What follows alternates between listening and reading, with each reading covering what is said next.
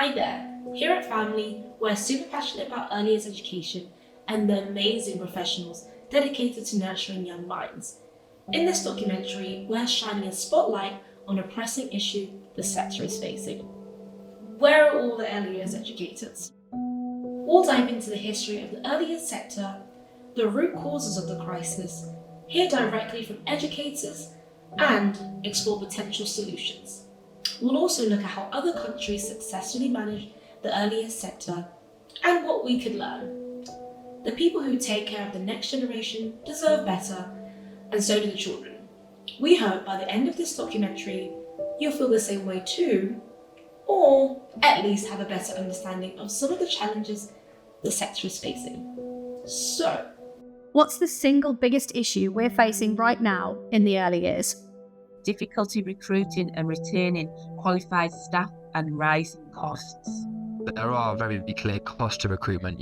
Recruitment agency fees, putting adverts on Indeed costs money.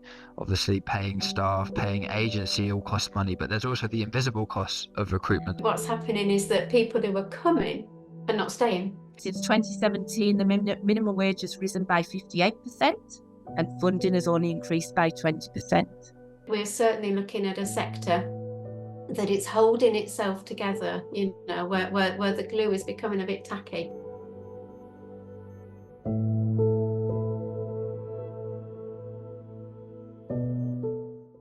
In the 2023 spring budget, the UK government announced plans to increase the funded hours for children in the early years. The scheme is scheduled to be fully up and running by 2028, when there will be an estimated 285,000 one-year-olds and 323,000 two-year-olds eligible for the extra hours.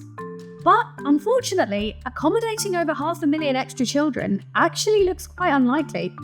And why? Well, those children entering the early years sector will, of course, require qualified educators to teach them.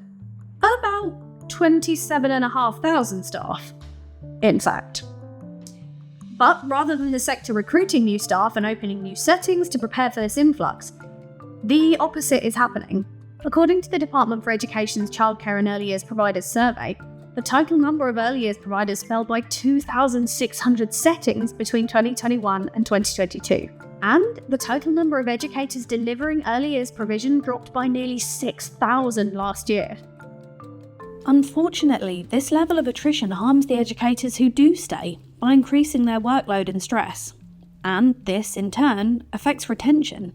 We've got a situation where people are joining the sector, not necessarily staying as long as they used to typically, and that is leaving those the staff that are there, leaving them almost vulnerable to positions that they might not be quite ready for. So they may find themselves leading a particular area, such as SEND, because they've got an interest, or they're qualified in a way to be able to do that, but they haven't got that experience necessarily, and arguably they're being asked and put into difficult, challenging situations. So that builds the pressure on staff as well, and I think that impacts this sort of retention side of things. But recruitment in the early years is absolutely not a new problem. In a report on recruitment and retention of early years workers, it was noted that many providers reported difficulties recruiting staff, both in terms of responses to job advertisements and in the suitability of applicants. And that was 20 years ago. So why are we as a sector still struggling to secure enough staff?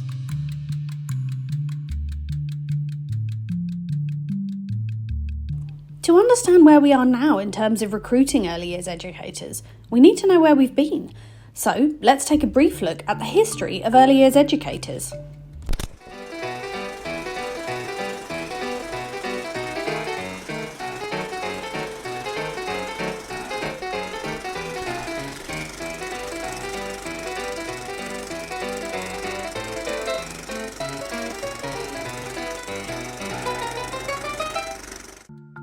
Thanks, Arthur. Despite some of those requirements sounding slightly outdated now, even over 100 years ago, we knew that educators for the youngest children needed special skills and knowledge to do the job effectively.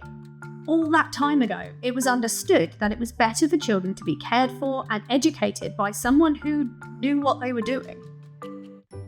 To ensure those people knew what they were doing, we needed a way to train them. As such, the first formal institutions for training early years educators, and called nannies, were established around this period. Norland College opened in 1911 and Wellgarth Nursery Training School in 1923. The National Nursery Examination Board was established by the Ministry of Health in 1945, with the NNEB diploma seen as the gold standard for early years educators. The course was rigorous and took 2 years to complete with a mix of placement time, research and coursework. And it held prestige. 7 years later, in 1985, you could start a BTEC National Certificate or Diploma in Childcare, and 5 or so years after that, you could start an MBQ in early years. Finally, by 1993, if you studied hard, you could progress to a degree in early childhood studies, and 20 years later, in 2013, the early years teacher status was launched. And today, there are currently 84 different courses and qualifications that count as full and relevant.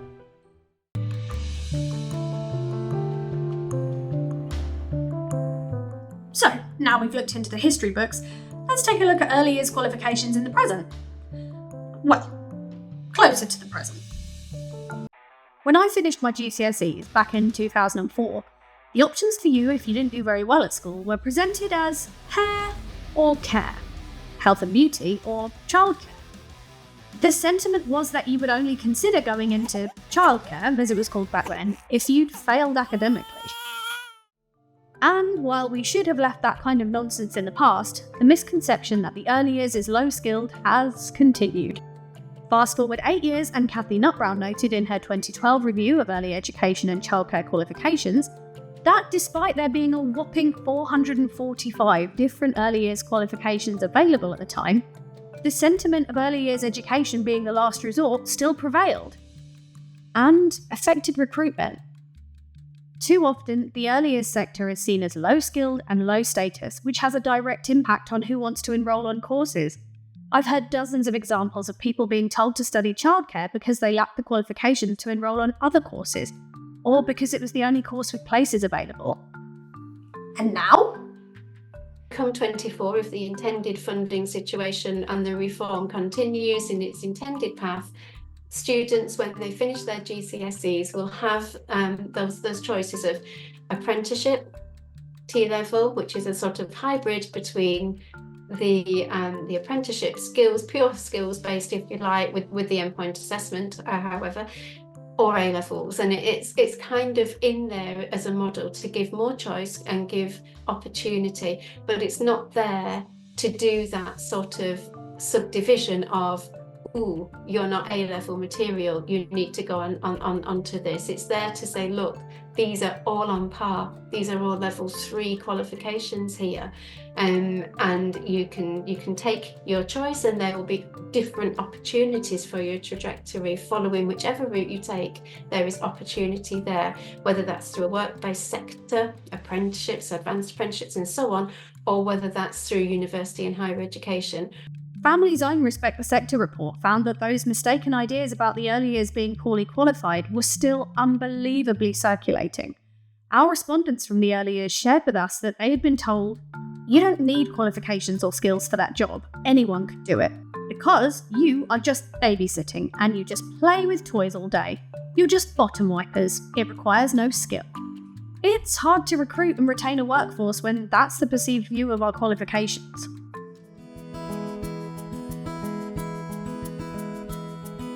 But if you want a qualified and experienced workforce, you have to pay for it.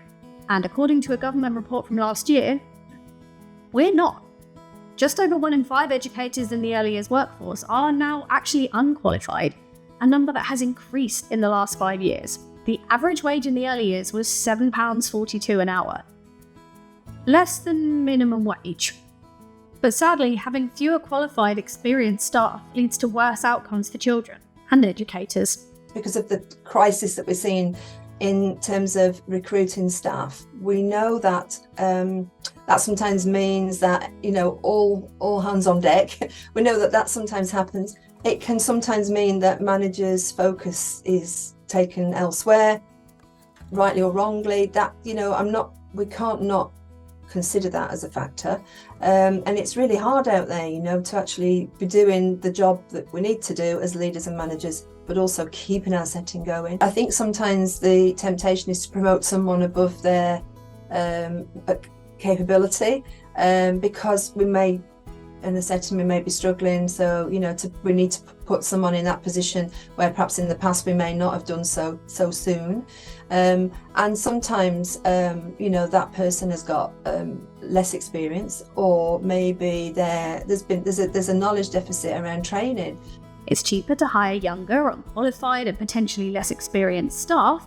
While managers believed that staff were underpaid for the work that they were carrying out, they were not able to raise wages, as this would put too much pressure on finances and business sustainability. Evidence from several studies suggests that pay is associated with practitioners' propensity to leave their employer and/or the sector altogether. A lot of those students are doing this to go on to higher education, and whilst it's their passion to work with very young children potentially, if we don't get the money right, then as a graduate they're going to have their eyes open somewhere else, and they might not return to the sector, which is an awful shame. If we can get the funding right, going full circle, then we may get those students from HE, from higher education, back into the early years sector. If we don't, we won't.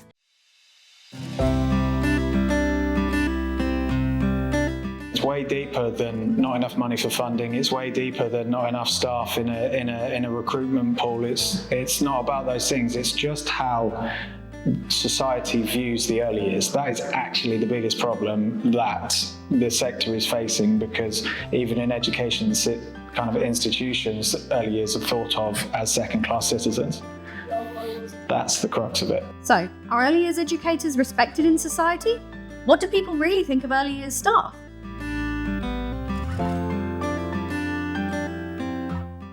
Even myself, I've got my own little child. I sometimes get really annoyed and get really angry. So if you are doing it, some other babies, not yours, are doing it, so you're working as a job, then it's really a lot of strong mentality is required, I believe. Care more than anything. You've got to care. The human beings that are looking after children, they are very good human beings.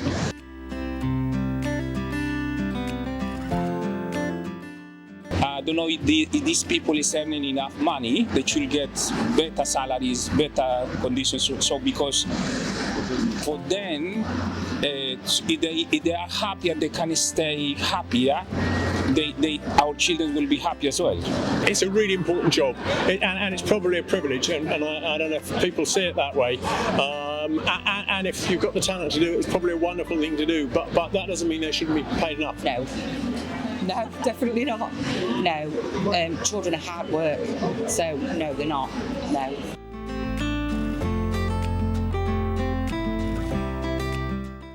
Me, personally, as a person who have a baby, yes. But I have to be honest, before I get married, before I had a baby, I don't think I had really much respect for them. But now I realize they need a huge respect. A report this year found that 73% of people surveyed agree that early years workers need to be valued as much as other staff in the education sector, and they should be paid enough to get by. They also found that 6 in 10 respondents agreed with arguments in favour of increased government investment in the early years, and that 8 in 10 believed early years educators are paid too little for what they do. The trouble is, accurate or not, the perceived lack of respect really hurts recruitment and retention. We found from Family's own 2022 Respect the Sector report that 95% of early years staff we surveyed don't feel respected by politicians and policymakers, and a further 70% feel they lack respect from wider society. And more than half believe early years has a reputation problem. So they leave, or never join at all.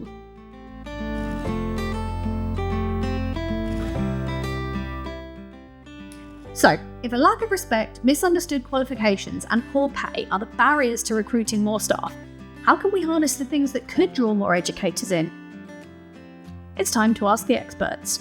I feel like I found the thing that makes me be me, so it's like my purpose, I think. You actually don't realise sometimes what a difference you are making. And we aren't just playing with your children, we are making sure that they develop and, all round. I wish everybody knew that the first 1,000 days were so important for a human being's brain development. We're shaping lives, we're meeting needs, we're having planning a whole day for children routines, and we're creating this rich and nurturing environment for them. Putting in support in place for a particular child, when you see how that support, after sort of months of support and supporting the family and supporting the child in the room, when you see the targets and goals being met, that's one of those things that just is,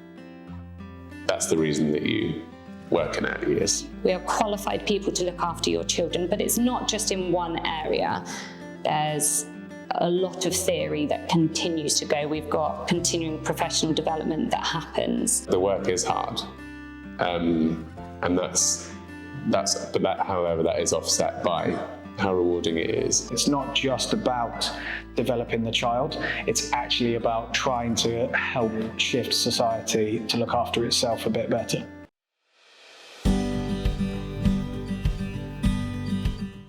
As we've shown so far, it's certainly no easy task. So let's take a look at our options. More money, learn from countries who are doing the early years really well, aim for professionalisation, widen our talent pool, or take advice from the settings that are recruiting and retaining staff now. If you talk to any individual in any industry, the number one thing they're going to want when they go for a job is to be reimbursed appropriately for the skill set they have and the job they do. That's fundamental to anything. But it's not as simple as that. In October 2023, the Chancellor of the Exchequer, Jeremy Hunt, confirmed that the national living wage will rise to at least £11 an hour from April 2024. This should be great news for those working in a sector that is traditionally chronically underpaid. The trouble is, many settings have said that they simply cannot afford this. At the time, Neil Leach, Chief Executive of the Early Years Alliance, said, "Unless the government ensures that funding for the sector rises in line with wage increases, what should be a positive development for the sector could end up marking the final nail in the coffin for settings across the country."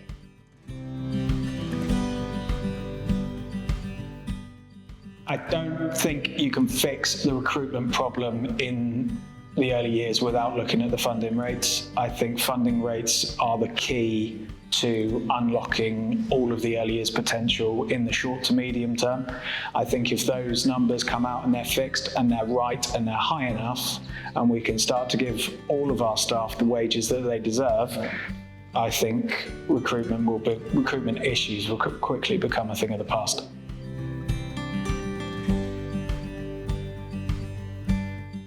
So, which countries are doing early education and care really well, and what can we learn from them? Well, research shows that Nordic countries perform the best in early years rankings, partly because, at the top end, Denmark pays preschool teachers an average of nearly $50,000 a year in purchasing power parity terms. However, the same report notes that, even if funds for better wages and working conditions are tight, policymakers can still work to target higher minimum targets for teacher training and do their bit in raising the profession's status in society. And that Nordic countries offer a high bar for preschool educators with specific qualification requirements as well as low student-teacher ratios. And they're not alone. According to the Organisation for Economic Cooperation and Development, or OECD, a bachelor's degree has become the minimum qualification required to be a teacher in the early years in around 3/4 of OECD countries.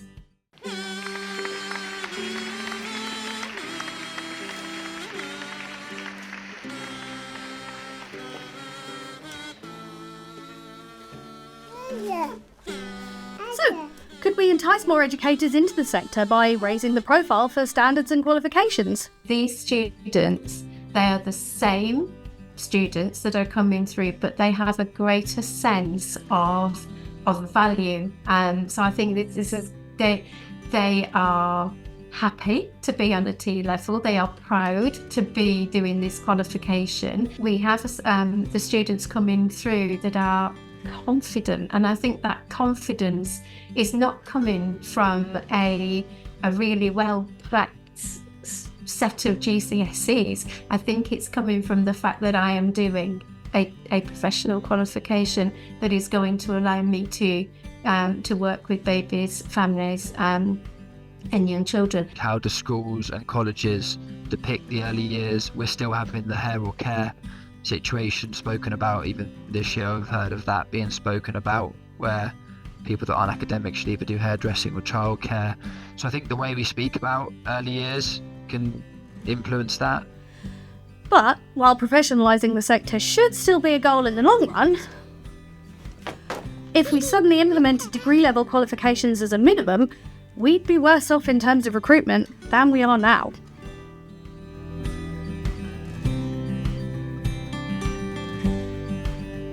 But instead of narrowing our pool of candidates to graduates only, why not widen it?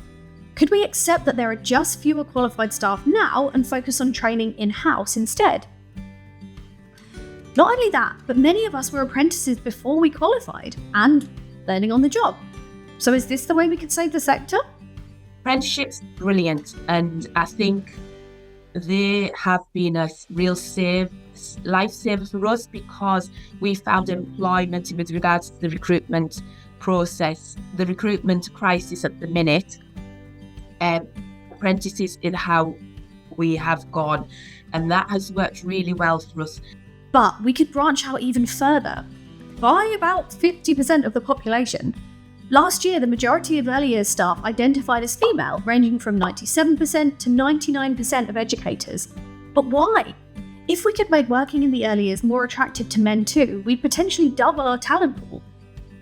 To help hire more men, the Men in the Early Years organisation, Mighty, have released a guide for early years settings to hire more men. And I spoke to some male educators myself to see what they thought might help. I think stereotyping is a big thing in our society, and it works on the side that, you know, there's certain jobs that people perceive as masculine, and it's like, oh well, a woman couldn't do that, and it's like, well, why not? Why can't they do that? You know, we're all, you know, exactly the same. You know, they might do it better than you.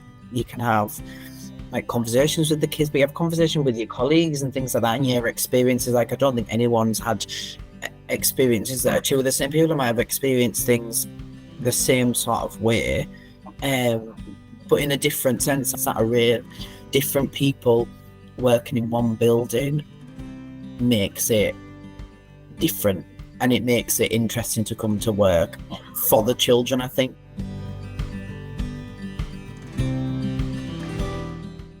Finally, the easiest thing we can do right now is to take advice from settings with amazing staff retention and happy educators.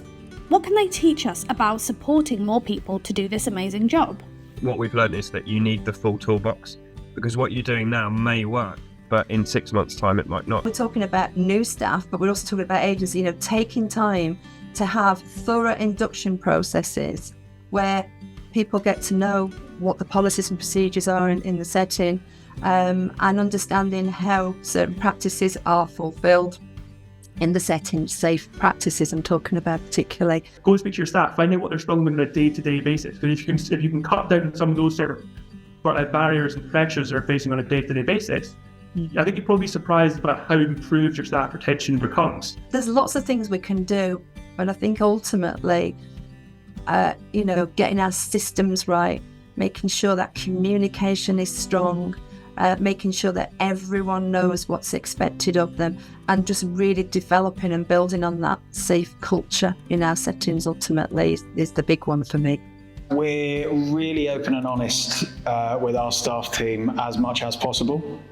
We share our entire pay structure with the company every year, so everybody knows what band they're in and they knows what the top and the bottom of those bands are, and actually we set out roadmaps of how they can get up there. It's about your own enthusiasm and the way that you share that with staff, but also upskilling those staff members to take on the roles and responsibilities, because at the end of the day, I can't do everything, and I can run this business without the wonderful team of staff that we have. We have surveys, we ask staff. I put out a thing to our team last year and said, would you rather get a better pay rise? Would you rather have a Christmas bonus? Would you rather be treated as an individual? Or would you rather everyone get a little bit more? I gave everyone the choices of how they wanted to see the future of the company. Speaking to staff again, it's like, I'm happy here because you give me the resources to be able to spend time with the children. I don't have to write, I don't have paper, I don't have, to go home and finish off observations. We really focus hard on the things that we can control. We can't control the funding that we get in.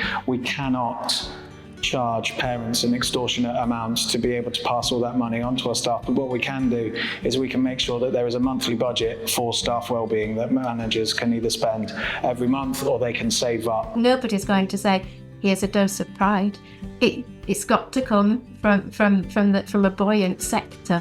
So we need to get that back on track and change that narrative. When you say, for example, I couldn't afford to buy my team coffee and cake, or I can't afford a book or a gym membership, I'd ask, you to really examine, how much of your time is spent on recruiting, and if you had a happy team that you retained, you'd save time and money in other ways. It's not just about blindly attracting as many people in as possible, because then you end up with a revolving door. We don't want a revolving door. We want people that will have a sense of belonging with us and stay, because really for us retention is way more important than recruitment. A great sense of community needs to be restored. That camaraderie and teamwork that makes the difference to us all needs to shine again.